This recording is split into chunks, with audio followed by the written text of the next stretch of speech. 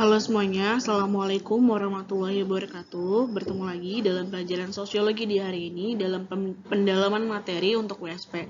Materi kita hari ini adalah mengenai gejala sosial, jadi silakan disimak dengan baik ya.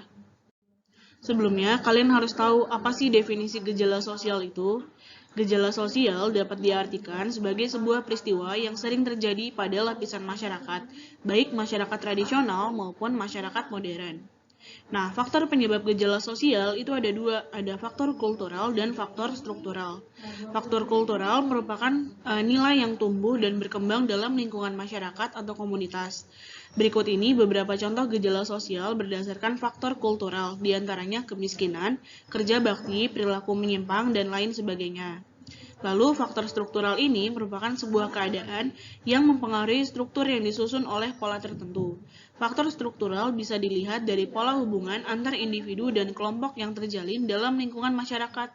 Contohnya, gejala sosial yang dipengaruhi oleh faktor struktural diantaranya seperti penyuluhan sosial, interaksi antar individu, dan lain sebagainya. Ada banyak macam gejala sosial. Yang pertama adalah gejala sosial ekonomi.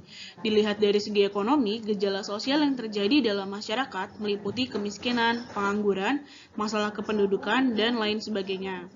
Lalu ada gejala sosial budaya. Indonesia memiliki beraneka ragam kebudayaan sehingga sudah patutnya kita saling menghormati budaya lain. Keragaman budaya yang ada di sekitar kita juga dapat menyebabkan timbulnya gejala sosial, seperti tindakan peniruan budaya asing yang negatif, kenakalan remaja, dan sebagainya. Lalu, gejala sosial lingkungan alam. Gejala sosial dalam lingkungan alam menyangkut aspek kesehatan. Seorang yang terserang penyakit bisa menyebabkan gejala sosial di lingkungan sekitarnya. Contohnya, gejala sosial yang dapat ditimbulkan diantaranya adalah penyakit menular, pencemaran lingkungan, dan lain-lain. Lalu ada gejala psikologis. Gejala psikologis ini merupakan perilaku seseorang dalam kehidupan sehari-hari yang dipengaruhi oleh aspek psikologi. Jika seseorang mengalami gangguan kejiwaan, dapat menyebabkan gejala sosial dalam masyarakat, seperti disorganisasi jiwa, aliran ajaran sesat, dan sebagainya. Selanjutnya, kita bahas mengenai contoh gejala sosial dalam masyarakat. Yang pertama, terdapat kemiskinan. Merupakan contoh gejala sosial yang sering dijumpai di sekitar kita. Kemiskinan dibedakan menjadi dua jenis, yaitu kemiskinan absolut dan kemiskinan relatif. Kemiskinan bisa disebabkan tidak mampunya seseorang dalam memenuhi kebutuhan primer, seperti sandang, pangan, dan papan. Permasalahan ini dapat menyebar ke bidang lain seperti pendidikan, sosial, dan sebagainya. Yang harus kalian ingat, kemiskinan absolut itu adalah ketika dia tidak mampu untuk memenuhi kebutuhan hidup standar. Sementara kemiskinan relatif adalah kemiskinan yang relatif jika dibandingkan dengan orang lain. Misalnya, kamu akan disebut miskin jika punya mobil 1, kalau pembandingnya adalah orang yang punya mobilnya 10, maka kamu disebut sebagai orang miskin. Nah, itu kejadian yang disebut sebagai kemiskinan relatif. Yang kedua adalah masalah kependudukan. Indonesia merupakan negara dengan tingkat kepadatan penduduk yang padat. Penduduk merupakan sumber penting bagi pembangunan. Hal tersebut dikarenakan penduduk menjadi subjek dan objek pembangunan. Dengan adanya pembangunan, maka dapat meningkatkan kesejahteraan penduduk di suatu negara.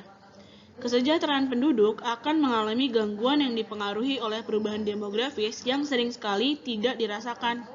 Masalah kependudukan bisa berupa kepadatan penduduk, pemerataan penduduk yang tidak rata, ledakan penduduk, dan sebagainya. Masalah di atas perlu ada penanggulangan karena dapat mempengaruhi tingkat kesejahteraan penduduk.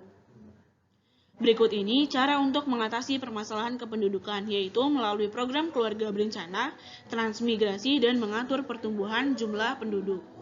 Lalu selanjutnya kita bahas mengenai dampak gejala sosial. Gejala sosial memiliki dua dampak, yaitu dampak positif dan dampak negatif. Dampak positif gejala sosial yang ada dalam masyarakat harus disikapi dengan baik. Apabila kita terbuka dan mengimbangi perubahan sosial budaya yang ada, maka perubahan tersebut akan memberi dampak positif bagi kita. Hal ini dapat dilihat dengan adanya kemajuan di bidang teknologi. Salah satunya teknologi komunikasi dengan alat komunikasi modern seperti smartphone, dan alat komunikasi modern lainnya yang membuat kita dapat berinteraksi jarak jauh tanpa harus bertemu langsung. Artinya, sebuah gejala sosial biasanya mengalami sebuah dampak positif jika kita bisa menerima dan memanfaatkannya dengan baik. Lalu berikutnya dampak negatif. Seseorang yang tidak bisa menerima perubahan akan mengalami keguncangan atau culture shock. Ketidakmampuan seseorang dalam menghadapi gejala sosial akan membawanya ke arah perilaku menyimpang. Sekarang kita masuk ke pembahasan soal mengenai gejala sosial. Di modul kamu ini ada di soal nomor 10. Perhatikan gejala sosial berikut. 1. Penenggelaman kapal asing yang mencuri ikan di perairan Indonesia. 2. Berbagai tindakan kejahatan korupsi dan gratifikasi dilakukan beberapa kepala daerah di Indonesia. 3. Pembangunan fasilitas umum di wilayah desa melalui program pemerintah. 4. Sistem penerimaan siswa baru berbasis zonasi untuk pemerataan pendidikan.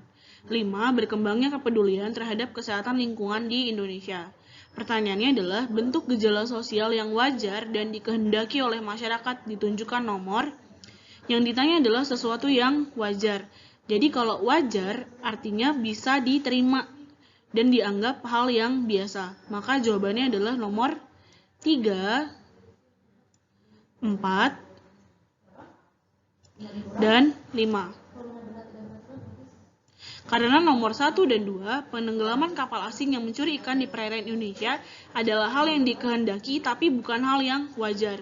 Lalu nomor 2, berbagai tindakan kejahatan korupsi dan gratifikasi itu adalah tindakan yang tidak dikehendaki dan bukan sesuatu yang wajar. Sehingga soal nomor 10 di modul kalian jawabannya adalah yang E, 3, 4, dan 5.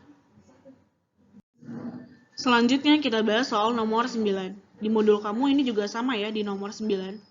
Kita lihat soalnya. Perhatikan gejala sosial berikut. 1. Terselenggaranya pemilu dengan tertib, aman, serta damai hingga terpilihnya presiden baru periode berikutnya.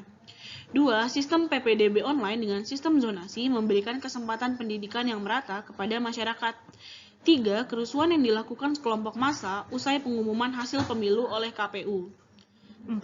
Angka kemiskinan yang meningkat mengakibatkan tingkat kriminalitas meningkat. 5. Penyalahgunaan wewenang oleh kepala daerah karena menerima gratifikasi berupa barang mewah. Pertanyaannya adalah, gejala sosial yang tidak wajar dan tidak dikehendaki oleh masyarakat ditunjukkan oleh nomor berapa? Kita lihat, pertanyaannya adalah yang tidak wajar dan tidak dikehendaki. Sehingga jawabannya adalah nomor 3, 4, dan 5. Kenapa nomor 1 dan 2 tidak termasuk? Karena nomor 1 terselenggaranya pemilu dengan tertib, aman, dan damai. Ini adalah gejala sosial yang dikehendaki. Nomor 2, sistem PPDB online dengan sistem zonasi memberi kesempatan pendidikan yang merata kepada masyarakat. Ini juga merupakan gejala sosial yang dikehendaki.